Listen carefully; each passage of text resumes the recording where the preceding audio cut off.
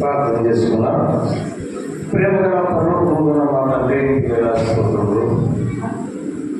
నిన్న ఈ దినము తండ్రి మరి దేవుని రాసు ద్వారా మీరు నిర్మించిన వర్తమానం పడి స్తోత్రములు. ఈరోజు వేడుకుంటా స్థానిక సంఘంలో మరి ఇలాగూ విద్యాసుగా మీ యొక్క వాక్యము మరి మర్మములు వినిపించడానికై స్తోత్రములు. అనేకమైనటువంటి ఆయన మరి వాక్యంలోని మర్మాలను మాకు విలాసం బోధిస్తుండగా ఆ వాక్యాన్ని మేము బద్దం చేసుకొని ఆయన మేము మా జీవితంలో మేము చేసిన వినబడి స్తోత్రములు. ముందున్న సమయంలో కూడా మీ దాసును బలపరిచి ఆయన మీ గ్రంథంలో సిద్ధపరిచని వాక్యాన్ని బయటపరచమని వింటున్న మాకు మీరు మీకు వారు ఆదరణ దయచేయమని, వాతావరణం ఆయన అందులో ఉంచి మాకు మేలు చేయమని మా ప్రభువైన యేసుక్రీస్తునామమున ప్రతిమానితో వేడుకొనుచున్నాము తండ్రి. ప్రార్థన చేసిన దేవదాసులకు వందనాలు. మంచి పిల్లలుగా ఇప్పుడు మా మధ్యలో ఉన్న అశోక్ కుమార్ గారు మనకు పాత్ర అందిస్తున్నారు. సమయానికి మనకు 5 గంటలకు ఖచ్చితంగా ముగిస్తారు కాబట్టి మీరు ఏమాత్రం సందేహం లేదు. కాబట్టి మీరు పొందాలని కోరుకుంటున్నాను చేసుకుంటున్నాను.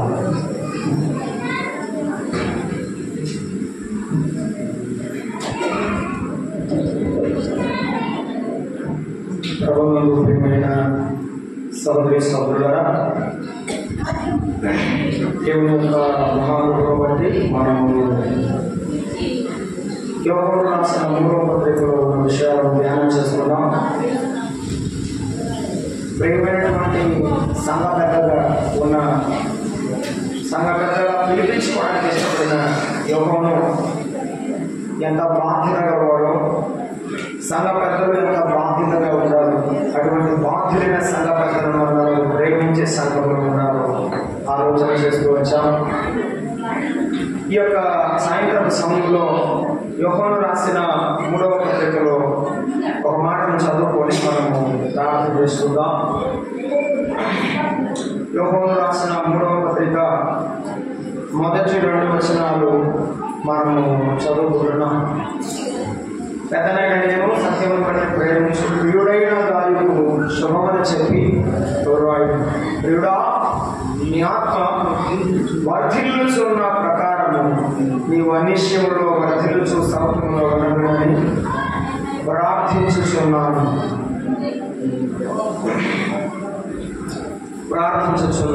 ప్రార్థించాను. మహిమగల దేవా, స్తోత్రార్హుడా, పూజనుడైన తండ్రి, నీకు స్తోత్రములు. నీ దాసుని నిలిపి నీ మాటలు మాకు అందించినందుకు స్తోత్రములు.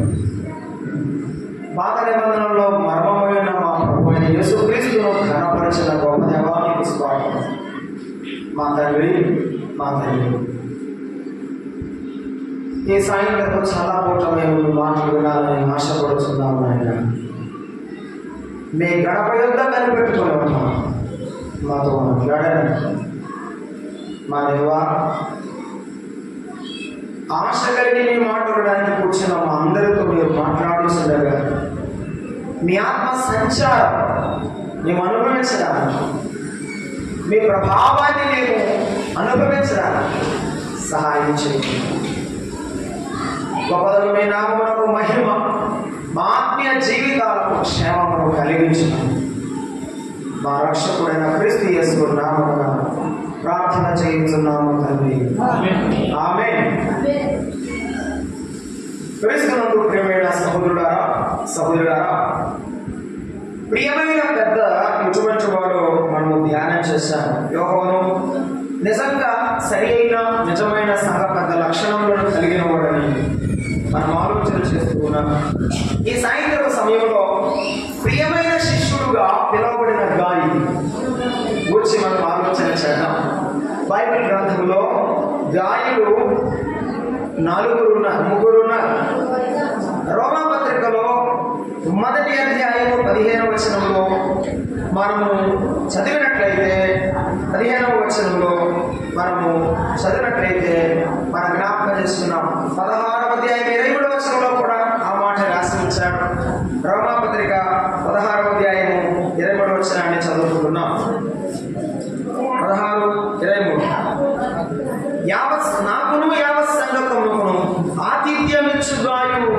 వందనములు చెప్పుచున్నారు అన్నాడు. మీకు వందనములు చెప్పుచున్నారు అని చెప్పాడు. ఇతడు పౌలు చేత బాప్తిస్మము పొందిన గాయి. ఇతడు పౌలు చేత బాప్తిస్మము పొందినవాడు. అపోస్తలుల కార్యముల గ్రంథము 19వ అధ్యాయంలో 29వ వచనాన్ని మనము చదివినప్పుడు అక్కడ 19:29లో మనము మరి ఒక సహోదరుడైనటువంటి గాయని మనము గమనిస్తాము. అక్కడ ఎవరంటే మాసిదోనియాకు సంబంధించిన వాడైన గాయని మనం చూస్తాం. 19వ అధ్యాయము 29వ వచనాన్ని చదువుతున్నాను. పట్టణము బహు గలిబిలిగా ఉండను, మరియు వారు పౌలుతో వచ్చిన మాసిదోనియా వాడైన గాయన అరిస్తార్కును పట్టుకొని అక్కడ గలిబిలిగా ఉన్నప్పుడు స్వార్థ పరిచర్యలో బాధలు కష్టాలు అనుభవిస్తున్న పౌలుతో పాటుగా మాసిదోనియా వాడైన గాయి ఉన్నాడు అని ప్రస్తావించారు. మాసిదోనియా వాడైన గాయి ఎఫెస్సులో పౌలుతో పాటుగా చెరసాలకు వెళ్ళాడు. అతను చెరసాలకు వెళ్ళిన వాడు గాయి. అక్కడే 20వ అధ్యాయం 4వ వచనం కూడా చూడండి, అపోస్తలుల కార్యముల గ్రంథం. అక్కడ మరి ఒక గాయి మనకు కనిపిస్తాడు. 20వ అధ్యాయం 4వ వచనం. పుర్రు కుమారుడును బెరయా పట్టణస్థుడైన సోసిపత్రుడు, తెసలోనికలో అరిస్తార్కును, సెకిందును, దెర్బే పట్టణస్థుడైన గాయి. దెర్బే పట్టణస్థుడైన గాయి. ఈ ముగ్గురు గాయల గురించి మనం వింటున్నాం. ఎఫెస్సులో పౌలుతో పాటు ఉన్నవాడు చెరలో ఉన్న గాయి, మాసిదోనియా దేశస్థుడైన గాయి, దెర్బే పట్టణస్థుడైన గాయి. యోహాను భక్తుడు ఈ ఉత్తరం ఎవరికి రాశాడంటే తాను సువార్త ప్రకటించగా ఏర్పడిన సంఘాల్లో సంఘబద్ధగా పనిచేయుచున్న గాయు అనే వాడికి రాశాడు. ఒకవేళ వీరిలో వాడా లేకపోతే వేరుగా ఉన్నాడా అనే వివరాలు అయితే బైబిల్ గ్రంథంలో స్పష్టంగా లేవు. కానీ గాయకు రాయబడినటువంటి ఉత్తరం గురించి మనం చదువుకున్నాం. ఇతడు శిష్యుడైన గాయి లేకపోతే ప్రియమైన వాడు అని మనం చూస్తున్నాం. ప్రియమైన శిష్యుడు ఎందుకయ్యాడు? ఎవరైనా మనకు ఇష్టమైన వారు ఎందుకు అవుతారు? ఏమండి, మనకి ఇష్టమైన వారు ఎందుకు అవుతారు చెప్పండి? వారి జీవితము మనకు నచ్చినవి ఉండాలి. అసలు స్థానిక సంఘంలో ఎవరు మనకి ఇష్టమైన వారు అవుతారంటే వారి జీవితమును బట్టి మనకి ఇష్టం పెరుగుతుంది, వారి మీద సాక్ష్యమును బట్టి ఇష్టం పెరుగుతుంది. యోహాను గాయి యొక్క జీవితాన్ని చూశాడు. యోహాను గాయి యొక్క సాక్ష్యమును గురించి విన్నాడు కాబట్టి సలహా ఇచ్చాడు. సాక్ష్యం ఇచ్చాడు, సలహా కూడా ఇచ్చాడు. అయితే గాయి యొక్క జీవితం ఎలా ఉంది? అతడు దైవజనుడైన యోహానుకు ఎందుకు ఇష్టమైన వాడయ్యాడు? మన జీవితం సంఘంలో ఎలా ఉంది? మనము దేవునికి కానీ దైవజనుడికి కానీ ఇష్టమైన వారుగా ఎలా ఉన్నాము? 2వ వచనం చదువు. ప్రియుడా నీ ఆత్మలో వర్ధిల్లుచున్న గాయి. ఎందుకు ఇష్టమయ్యాడంటే వర్ధిల్లుచున్న గాయి, ఆత్మలో వర్ధిల్లుచున్న గాయి కాబట్టి దైవజనుడికి ఇష్టం. మరొక మాట మనం అక్కడే చూస్తాము. ఆత్మలో వర్ధిల్లుచున్న గాయి అన్నాడు. చదువుతారా? కంటిన్యూషన్ ప్రకారము నీవు అన్ని విషయములలోనూ వర్ధిల్లుచు సౌఖ్యంగా ఉండవాలని నేను ప్రార్థించుచున్నాను. నీవు సత్యమును అనుసరించి నడుచుకొనుచున్నావు. ఇంకా ఎవరు? సత్యమును అనుసరించి నడుచుకొనుచున్న గాయి. సత్యమును అనుసరించి నడుచుకొనుచున్న గాయి. మన జీవితంలో మనము కలిగి ఉండవలసింది ఏమిటంటే మన జీవిత ప్రవర్తన, ఆ తర్వాత మన జీవితంలో ఇతరుల ద్వారా ప్రభావవంతమైన సాక్ష్యం. ఈ రెండింటిలో ఏది మనము కోల్పోయినా మన ఆశీర్వాదం, మనము వర్ధిల్లుట, దినదినము ఎదుగుట అనేది ఆగిపోతుంది అంతే. దైవ గ్రంథంలో 2-3 సందర్భాలు నేను మీకు తెలియజేస్తాను. వర్ధిల్లుట అంటే ఏమిటో ఈ ప్రపంచంలో ఈ కొత్తగా వస్తున్న క్రైస్తవులు, మందిరానికి వస్తున్న క్రైస్తవులు కోరుకునే వర్ధిల్లటం కాదు, ఆశీర్వాదం కాదు. చేసుకోవాలి. గాయు ఆత్మలో వర్తిల్లాడన్నాడు. కానీ పాత నిబంధన భక్తులు వర్తిల్లిన సందర్భంలో వారి గురించి రాయబడిన మాటలు 1-2 జ్ఞాపకం చేయాలని ఇష్టపడుతున్నాను. సమూయేలు మొదటి గ్రంథము 2వ అధ్యాయము 26వ వచనం. సమూయేలు గురించి రాయబడిన మాటలు మనం చదువుతున్నాం. 2వ అధ్యాయము 26వ వచనం. సమూయేలు మొదటి గ్రంథము 2వ అధ్యాయము 26వ వచనాన్ని మనం చదువుకుంటున్నాం. బాలుడగు సమూయేలు ఇంకను ఎదుగుచు. వర్ధిల్లుట అంటే ఏమిటి? దినదినం ఎదుగుట, అభివృద్ధి చెందుట.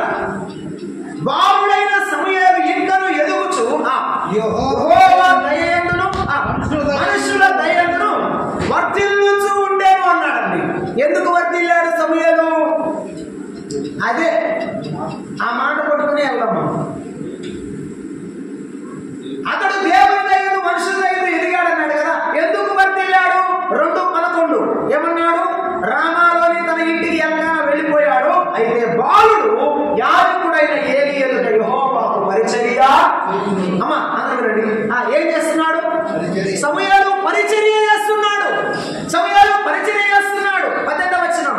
బాలుడైన సమూయేలు నారతో నేయబడిన ఎఫోదు ధరించుకొని యెహోవాకు పరిచర్య చేయించుకున్నాడు. 21వ వచనం. అయితే బాలుడగు సమూయేలు యెహోవా సన్నిధిని ఎదుగుచుండెను. సమూయేలు ఎదుగుదల పరిచర్యలో ఉంది. దేవుని సన్నిధిలో చేసే పరిచర్యలో నీ పిల్లల యొక్క అభివృద్ధి, నీ పిల్లల యొక్క ఆశీర్వాదం ఆయన సన్నిధిలో నీ పిల్లలు చేసే దేవుని పనిలో ఉంది. చాలాసార్లు సంఘాల్లో సాపలు పడిసేవారు ఉన్నారు, మందిరం ముడిసేవాళ్ళు లేరు. చెప్పుకుంటే సిగ్గుసాడు. నేను ఒక అక్కని అడిగాను, అక్క నేను మీటింగ్కి వెళ్తున్నాను, నేను సమయానికి రాలేనేమో, కుదరదేమో, నా చర్చి గుడివాక అంటే అంది, అయ్యో తమ్ముడా ఇల్లే కూడా ఉంది. నేను ఇల్లే కూడా అన్నావా? వెళ్ళాలా? దేవుని మందిరం కొడడానికి నామూషి, దేవుని మందిరం సాపం వేయడానికి ఎవరైనా పిల్లలకు మొహమాటం. నేను బీటెక్ చదువుతున్నానండి. అవును, నువ్వు బీటెక్ చదువుతున్నావు. నేను డిగ్రీ చదువుతున్నానండి. డిగ్రీ వాటి నేను సాపలేయన్నా. సాపలు వేయడం భాగ్యం, గుర్తించుకో. మందిరం మూడవడం దేవుని ఆశీర్వాదం, గుర్తించుకో. సమూయేలు పరిచర్య చేస్తాడు. ఏలీ యొక్క ఒక పక్కన ఏలీ కుమారుడు దుర్మార్గుడుగా బ్రతుకుతుంటే అదే మందిరంలో దేవుని సన్నిధిలో ఎదిగిన వాడు, వర్ధిల్లిన వాడు సమూయేలు. అలాగైతే అర్థం చేసుకుందాం, మన పిల్లలు మనము దేవుని పరిచర్యలో ఎదుగుదాం. మనము మన పిల్లలు మన కుటుంబాలు పరిచర్యలో ఎదుగుదాం. దేవుని పని చేసిన వాడు ఎప్పుడూ చెడిపోలేదు. ఒక ఆయన అన్నాడు, ఇది పట్టుకున్నవాడు ఏది దైవ గ్రంథం పట్టుకున్నవాడు చెడిపోయినట్టు చరిత్ర చెప్పలేదు. ఇది పట్టుకోకుండా బాగుపడ్డవాడు కూడా చరిత్ర లేదు. అలాగైతే వినండి, దేవుని మందిరం పనిచేసిన వారు ఎవరైనా ఆశీర్వదింపబడిన వారే. చిన్నతనంలో హిజ్కియా దేవుని మందిరమును బాగు చేయించాడు, ఎవడు దీవించాడు. సమూయేలు చిన్నతనంలో దేవుని పరిచర్య చేస్తాడు, వర్ధిల్లా చేస్తాడు. దేవుని మందిరము పరిచర్య చేస్తాం. దేవుని పని చేసిన గాయకుడు ఆత్మలో ఏమయ్యాడు? వర్ధిల్లడానికి సూత్రం ఏమిటంటే దేవుని పని చేస్తూ ఉండాలి. రెండవ వృత్తాన్ని, రెండవ సందర్భాన్ని సమూయేలు 2వ గ్రంథము 3వ అధ్యాయము 1వ వచనం. సమూయేలు 2వ గ్రంథము 3వ అధ్యాయము 1వ వచనం. 3వ అధ్యాయము 1వ వచనం. సౌలు కుటుంబీకులకును దావీదు కుటుంబీకులకును బహుకాలము యుద్ధము జరగగా దావీదు అంతకంతకు ప్రబలెను, సౌలు కుటుంబము అంతకంతకు నీరసిల్లేను. ఆ మాట అక్కడ పెట్టుకోండి. 5వ అధ్యాయం 10వ వచనం. అక్కడ 5వ అధ్యాయం 10వ వచనం. 5వ అధ్యాయం 10వ వచనం. దావీదు అంతకంతకు వర్ధిల్లేను. దావీదు అంతకంతకు వర్ధిల్లేను. ఏమండి నా మాట వింటున్నారా? దేవుని మాట వింటున్నారా? సౌలు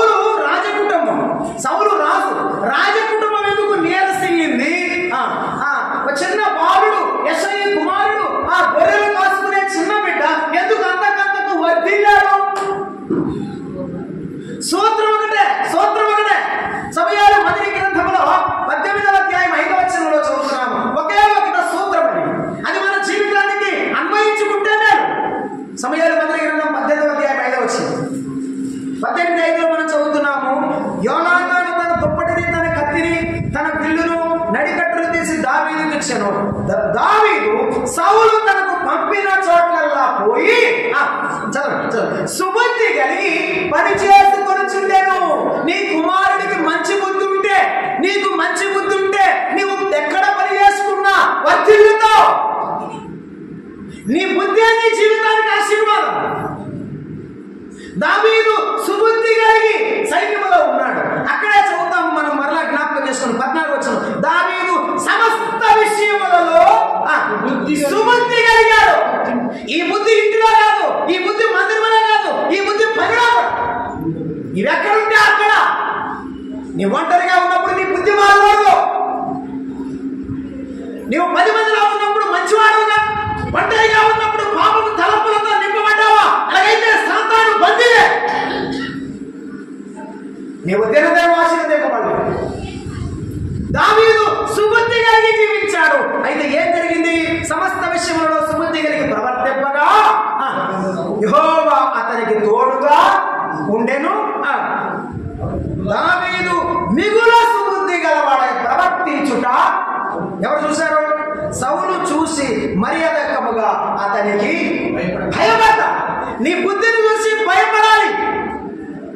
నువ్వు చిన్నవాడమైనా సరే నీ ప్రవర్తన చూసి పెద్దవాడు గౌరవంతో భయపడేటట్టుగా ఉన్నావు. అమ్మో పిల్లడు వస్తున్నాడే అని అనుకో, మరి భయపడాలి.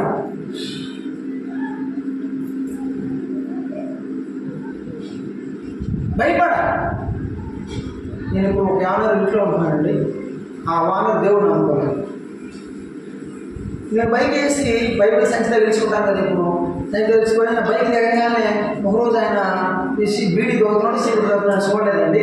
ఆయన ఏం చేశారంటే ఇట్లా అన్నాడండి. అది అమ్మ లుంగి కదండి, ఇట్లా అన్నాడు ఆయన. ఇట్లానే అయ్యా అన్నాడు అన్నమాట. అనగానే నాకు తెలుసు కాబట్టి ఆయన నమ్మకూడదు కదా. ఆయన మనము తలకి వేసుకొని పెద్దయ్య బాగున్నారా అన్నాను. చాలా పెద్దవాడు అన్నమాట, వృద్ధుడు. బాగున్నారా అన్నాను. బాగున్నానయ్యా, తిన్నారా అంటే తిన్నానయ్యా అన్నాడు. ఆయనకి ఎంతకాలం నేను కదవట్లా, ఇది ఎటు పెట్టాడు కదా వెనక మన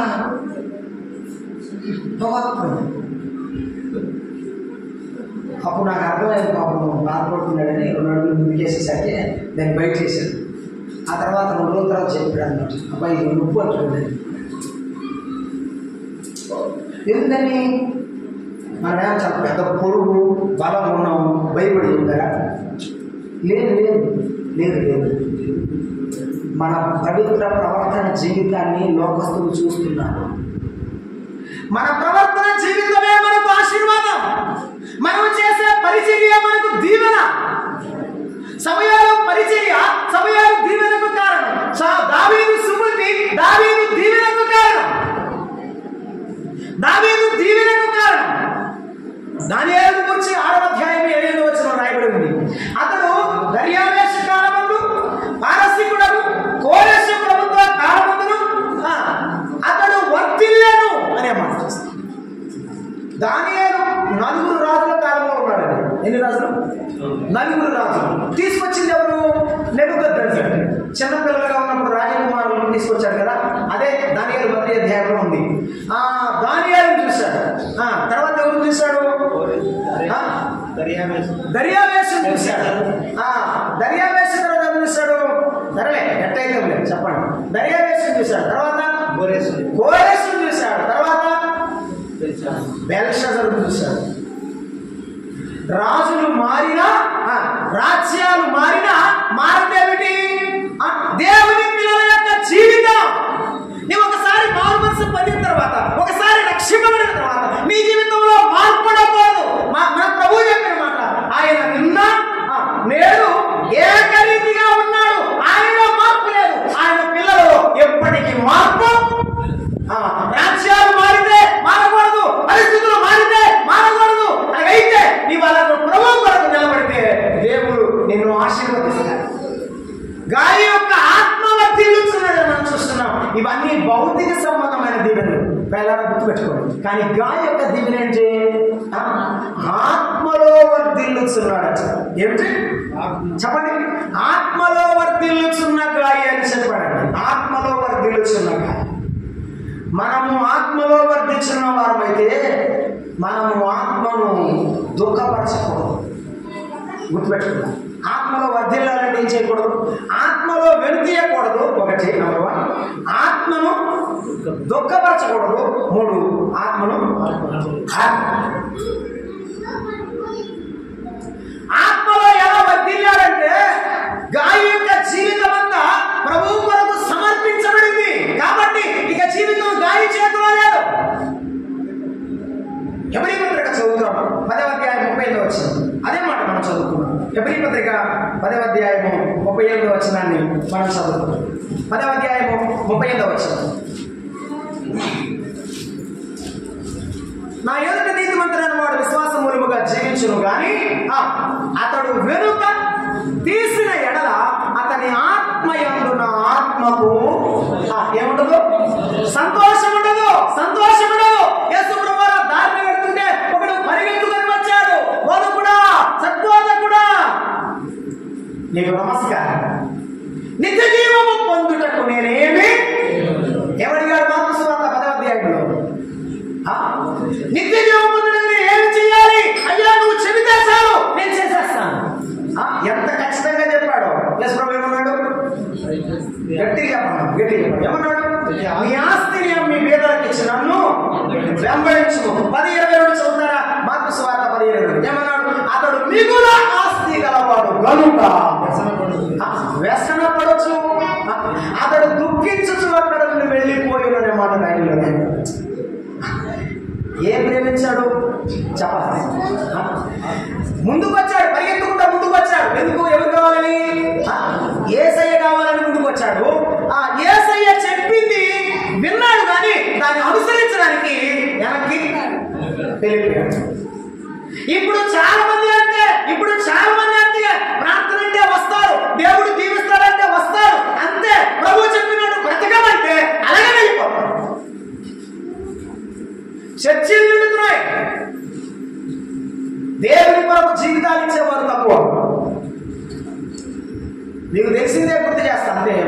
యేసు ప్రభువు అంటే ఎంతమంది ఉన్నారు?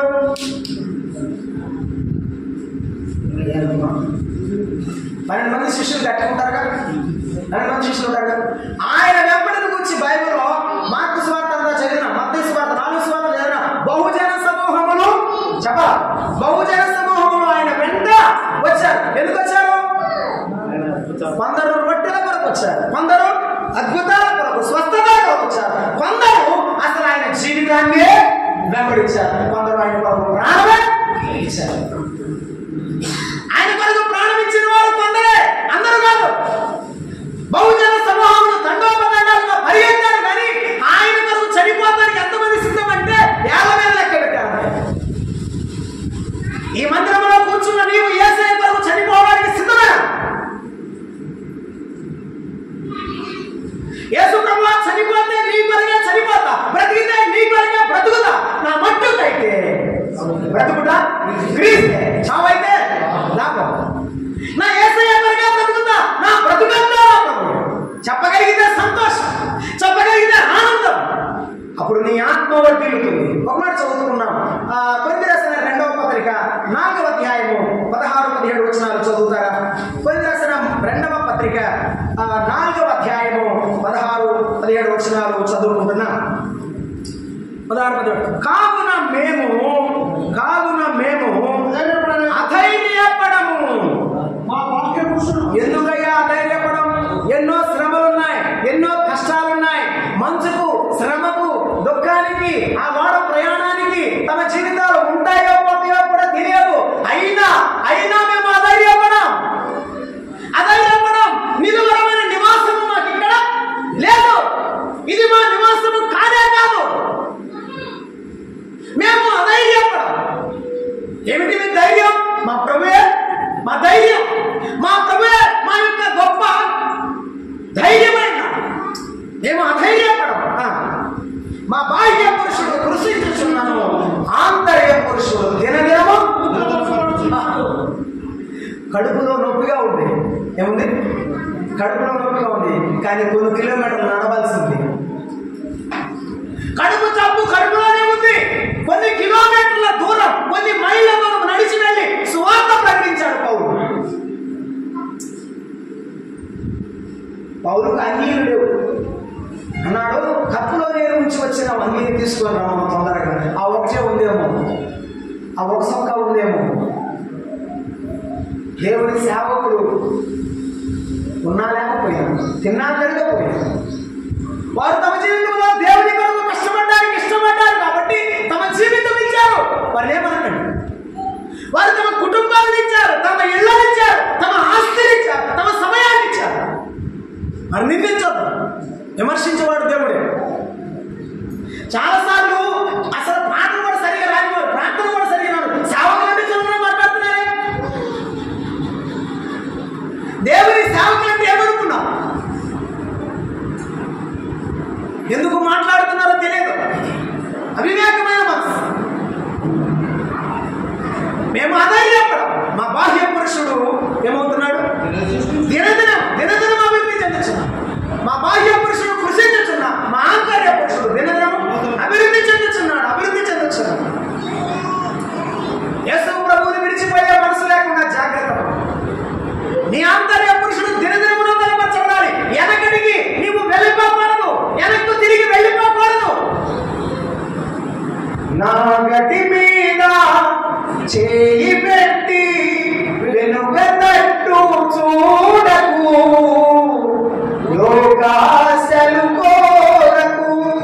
నా గటి మీద చేయి పెట్టి వెనుక తట్టు చూడకు, లోకాశలు కోరకు. యేసు కాలిని మోయుచు వీడు కొమ్ములుతుండుచు, యేసు కాలిని మోయుచు వీడు కొమ్ములుతుండుచు. నా గటి మీద చేయి పెట్టి వెనుక తట్టు చూడకు, లోకాశలు కోరకు. నువ్వు చేయాల్సింది నాకు మీద కాదు, ఆయన చేతిలో. ఆయన చేతిలో చేయి వేస్తే అలాగే ఉంటామనుకుంటున్నాడు.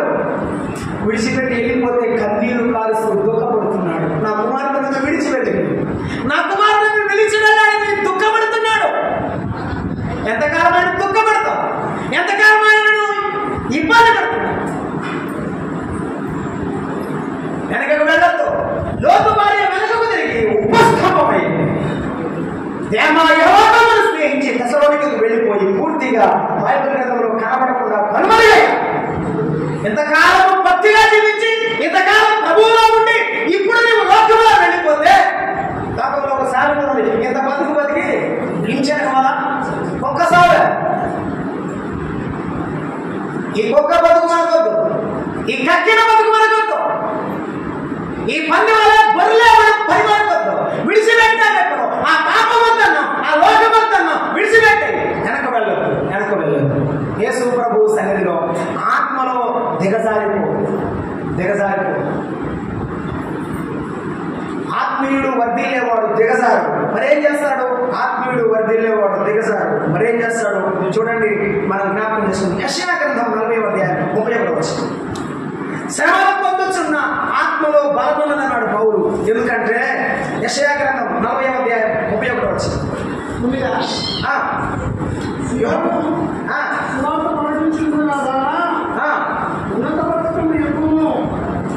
అయ్యా 40వ అధ్యాయం 31వ వచనం మేడం. యెహోవా కొరకు ఎదురు చూసేవారు నూతన బలము పొందుదురు. వారు పక్షిరాజు వలె రెక్కలు చాపి పైకి ఎగురుదురు. దేవుని కొరకు ఎదురు చూసేవారు పక్షిరాజు పైకి ఎగిరినట్టు అంచెలంచెలుగా ఎదుగుతారు. I don't feel ashamed. ఒకప్పుడు నేను దైవ సేవకుల బ్యాగులు మూసాను. దైవ సేవకుల యొక్క సంచులు బట్టలు పోసాను, వారి బట్టలు తిట్టారు. పాలమి కలిగిన సిగ్గుపడాలి. వారితో పాటు తిరుగుతూ వాక్యం నేర్చుకున్నాను. ఆ పెద్దల ప్రేమ మమకారాన్ని నేను మనసులో పెట్టుకున్నాను. ప్రభు కనికరించాను. యేసు ప్రభువు నమ్ముకున్న నీవు గుడిసెలో ఉన్నావని, వ్యాధిలో ఉన్నావని దిగులు పడుతున్నావా, విచారపడుతున్నావా? నీకంటే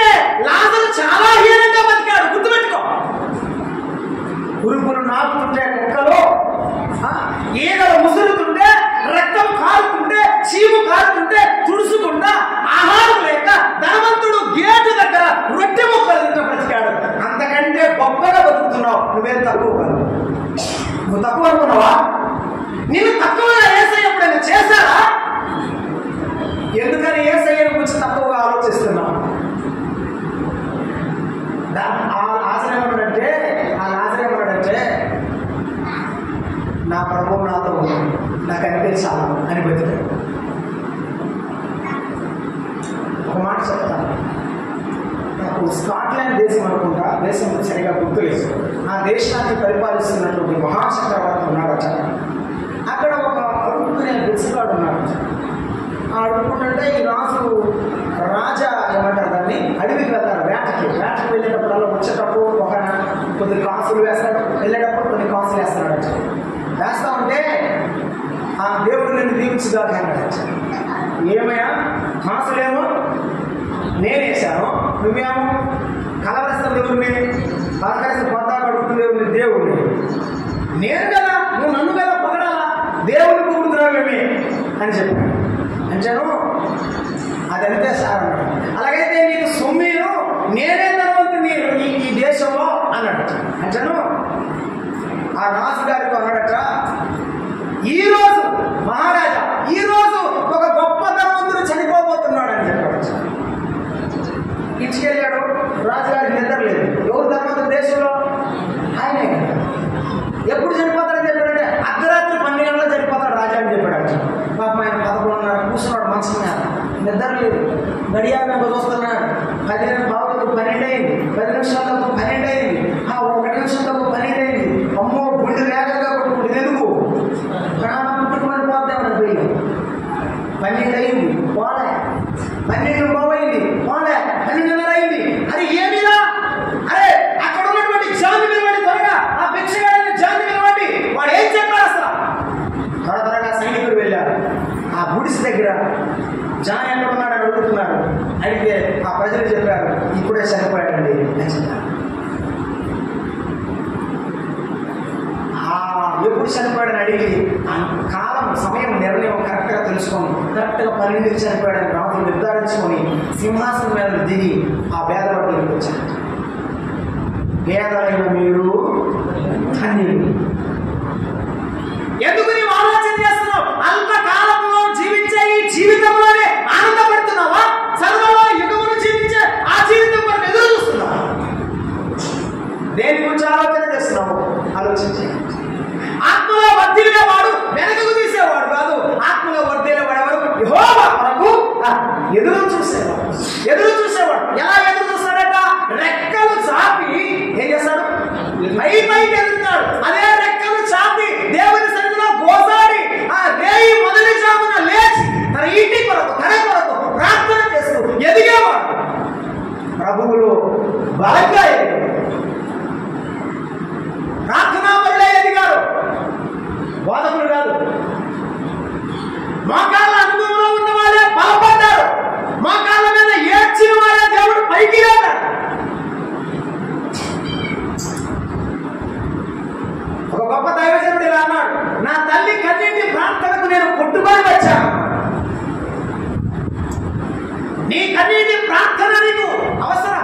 నీవు ఆత్మలో ఎదగాలంటే, నీ ఆత్మీయ జీవితం బలంగా ఉండాలంటే దేవుని కొరకు ఎదురు చూస్తూ ప్రార్థన చేయాలి.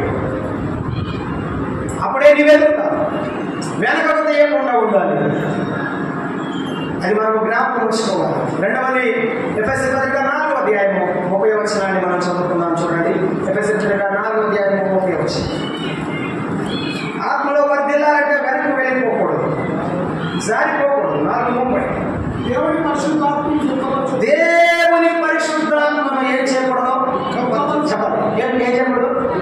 దుఃఖపరచకూడదు. ఎలా దుఃఖపరుస్తారండి? ఏదని అంటావు, నేను ఇప్పుడు దుఃఖపరిచాను, నేను ఇప్పుడు దుఃఖపరిచాను అని అన్నావేమో నాకు తెలియదు. కానీ ఒక సందర్భం చూపిస్తా, చూసిన తర్వాత నువ్వు విన్న తర్వాత నువ్వే చెప్తావు. అపోస్తల కార్యముల గ్రంథం 5వ అధ్యాయం. అపోస్తల కార్యముల గ్రంథం 5వ అధ్యాయం.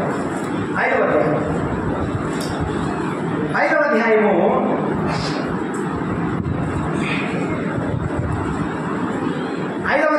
7వ వచనం. ఇంచుమించు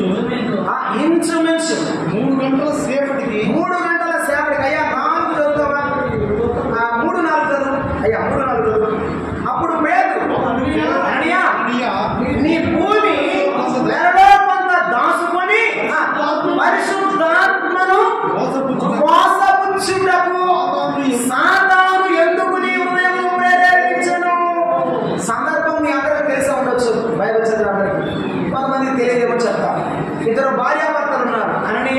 సఫీరా అని ఇద్దరు భార్యాభర్తలు. అందరూ ఆ కాలంలో యెరూషలేములో ఉన్నాయి. దేవుని పిల్లలందరూ ఒక చోటే తినడం, ఒక చోటే ఆరాధన చేయడం, అందరూ అన్నదమ్ములాగా కలిసి ఉన్నారు. కాబట్టి అందరికీ ఆహారం అందాలంటే కష్టం కదా. అందరూ తమ ఆస్తులన్నీ అపోస్తలుల పాదాల దగ్గర పెడితే వారు భోజన ఏర్పాట్లు అక్కడే చేస్తున్నారు. అక్కడే తిని, అక్కడే ఉండి, అక్కడే ఆరాధన చేస్తున్నారు. వారు అప్పుడే ఏమనుకున్నారంటే రాబోతుంది, మనం కొద్ది కాలమే భూమి మీద ఉంటాం, వెళ్ళిపోతామని వారు అక్కడ ఆశించి అక్కడ ఉన్నారు. వెళ్ళి ప్రభు తన చిత్త ప్రకారంగా స్టెఫను యొక్క మరణం ద్వారా సంఘాన్ని చెదరగొట్టాడు, తన సేవను విస్తరింపజేశాడు. అది దేవుడి సంఘం. అయితే వీరిద్దరూ కూడా భార్యాభర్తలిద్దరూ కూడా దేవుని మందిరానికి తమ ఆస్తి అమ్మి సొమ్ము అంతా ఇద్దాం అనుకున్నారు. ఏం చేద్దాం అనుకున్నారు? ఏమన్నా నా వైపు చూడండి తల్లి, ఏమనుకున్నారు? ఆస్తి అంతా ఇద్దాం అనుకున్నారు.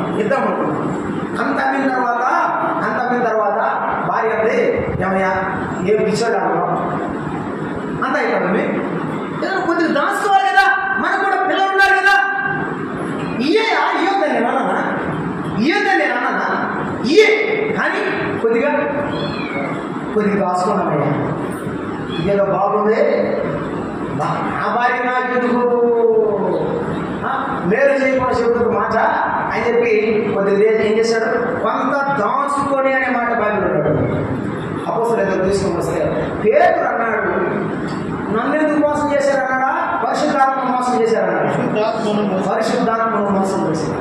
ఎందుకు? ప్రమాణం చేసింది ఎవరితో వాళ్ళు? ఇస్తామని ఒప్పుకొని ప్రార్థన చేసింది ఎవరితో వాళ్ళు? దేవునితో ప్రార్థన చేశారు. ప్రభువా మా ఆస్తి నీకు ఇస్తామనైనా, నీ దాసునికి ఇస్తామనైనా అని ప్రార్థన చేసింది వాళ్ళతో, పేతురుతో కాదు. నీవు కూడా నీ జీవితాన్ని యేసయ్య చేతిలో పెట్టి, ప్రభువా నా జీవితం ఆపాద మస్తకం చెప్పు, బాధపడవు కదా, ఆపాద మస్తకం నీకంటే, ఆపాద మస్తకం నీకెందుకంటాడు? ఆ పాదం లోపల కూడా పెట్టాడు. వారు తమ జీవితంలో కొంత తీసేనే మాట, ఇదే మాట నాకు అక్కడే గుర్తొస్తుంది. అన్నదమ్ములైనటువంటి హేబేలు, కయ్యూను వారిద్దరు కూడా అర్పణ తెచ్చారు. అర్పణలో దేవుడు అంగీకరించిన అర్పణ ఎవరిది? అయ్యో, అంగీకరించిన కాదు, అంగీకరించని అర్పణ ఎవరిది? కయ్యూనుది. ఎందుకు? తక్కువిచ్చాడని సొమ్ము తక్కువ ఎక్కువ దేవుడు చూడలేదు. కానీ ఆ కయ్యూని యొక్క బుద్ధి మంచిది కాదు. హేబేలు గురించి రాశాడు, అతడు శ్రేష్టమైన బలి అర్పించాడు. హేబేలు శ్రేష్టమైన బలి అర్పిస్తే కయ్యూను శ్రేష్టమైనది అర్పించలేదు. దేవునికి ఇస్తే శ్రేష్టమైనది అయ్యో. కొంతమంది సందా చేస్తాడు, 10 రూపాయలు చిరిగిపోయింది చేస్తారు. అయ్యో ఏమన్నా ఇంట్లో మాత్రం పెట్లు పెట్టేటప్పుడు మాత్రం కళకళ వేసేయి, టకటక సౌండ్ వచ్చేవి పెడతావు లోపల బీరువాలు. సందా పెట్టిలో మాత్రం సగం జరిగింది. ఎందుకు? ఈ బుద్ధి అంటే తక్కువ. దేవుని యొక్క నామాన్ని ఎంత గౌరవిస్తున్నావో అక్కడే అర్థమవుతుంది. దేవుని నామాన్ని ఎంతగా హెచ్చిస్తున్నామో అక్కడే అర్థమవుతుంది. వాళ్ళిద్దరూ కూడా దేవుని నామాన్ని తక్కువ చేశారు, సొమ్ముతో పోల్చారు. యేసయ్య నామాన్ని, యేసయ్య దగ్గర చేసిన ప్రమాణాన్ని సొమ్ముతో పోల్చావా? అసలు యేసయ్యతో సొమ్ముతో సమానమైన కూడా చెప్పండి గట్టిగా, సొమ్ముతో సమానమైన వాడా కాదు కదా. ఆయన అన్నాడు, 1000 కొండల మీద పశువులన్నీ నావే, వెండి నాది, బంగారం 1000 కొండల మీద పశువులు. నీవు అడిగితే నేను ఇస్తాను కదా. ఒక సందర్భంలో దావీదు అన్నాడు, నువ్వు అడిగితే ఇస్తాను కదా, నన్ను తక్కువ చేశావు, నా నామాన్ని అవమానపరిచావు అంతే. ఇక్కడ అన్నయ్య సభ్యులు కూడా మోసం చేశారు, మాట తప్పారు, తమ జీవితంలో దేవుడితో అబద్ధమాడారు. అందుకే దేవుడు దుఃఖపడ్డాడు.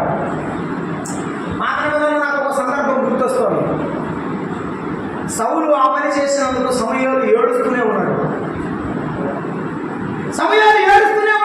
బైబిల్లో రాయబడింది, యెహోవా సౌలును రాజుగా నియమించినందుకు సంతాపపడ్డాడు. యేసు ప్రభు దుఃఖపడుతున్నాడు. నీవు దేవుని మందిరానికి వస్తున్నావు, కానీ యేసయ్యను దుఃఖపరుస్తున్నావా? ఒక భక్తుడు పాట ఇలా రాశారు, చింతించుచున్నానురా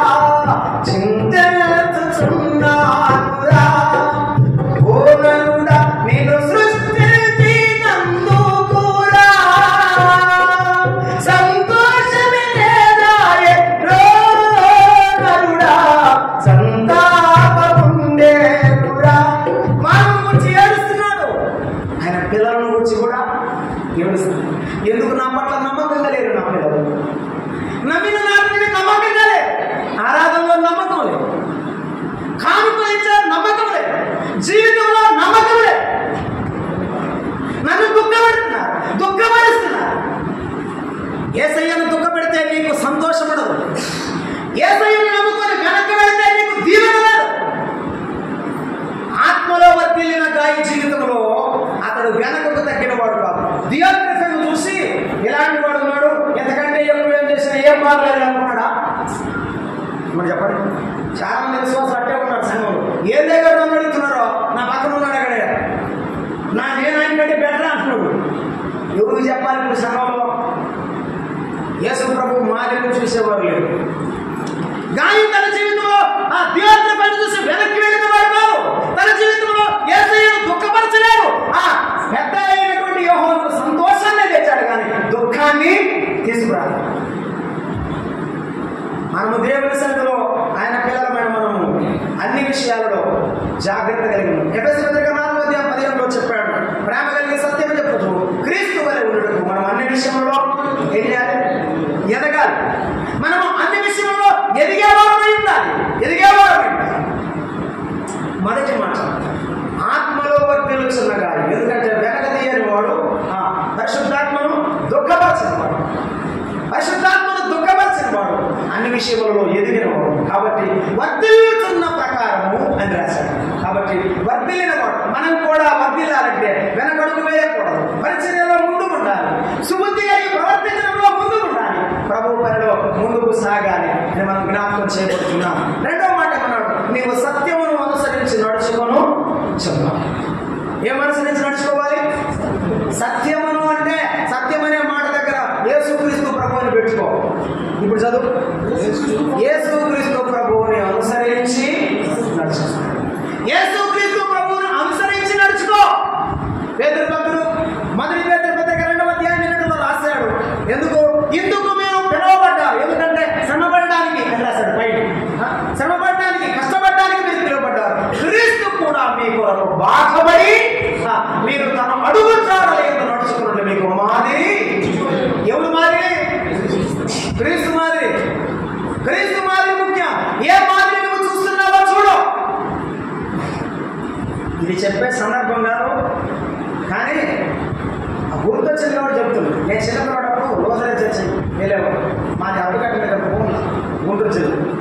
మేము చీరాలు వచ్చినాక ప్రభువుని నమ్ముకుని ఇక్కడ ఉండిపోయాం. అక్కడ రోజు చర్చి మాస్టర్ గారు ఉన్నాడు. చిన్నపిల్లలు పొద్దున్నే ఆయన వాకింగ్ గురించి పాట పాడుతున్నాడు. గుడి గంట వచ్చాడు పాదిరి, ఏమిటా గుడి గంట వచ్చాడు పాదిరి, 2 కాళ్ళ పొడులు వచ్చే పాదిరి, గంప కింద వచ్చాడు పాదిరి అని పాట పాడుతున్నారు. ఈయనేమో గ్రామఫోన్ చూడబెట్టు అని వస్తున్నాడు. ఆయన ఎందుకు వస్తున్నాడో మాకు అర్థం కావట్లేదు. మా అమ్మాయి ప్రాంతం పోయేవాడు, నేను చిన్నగా అవ్వట్లేదు.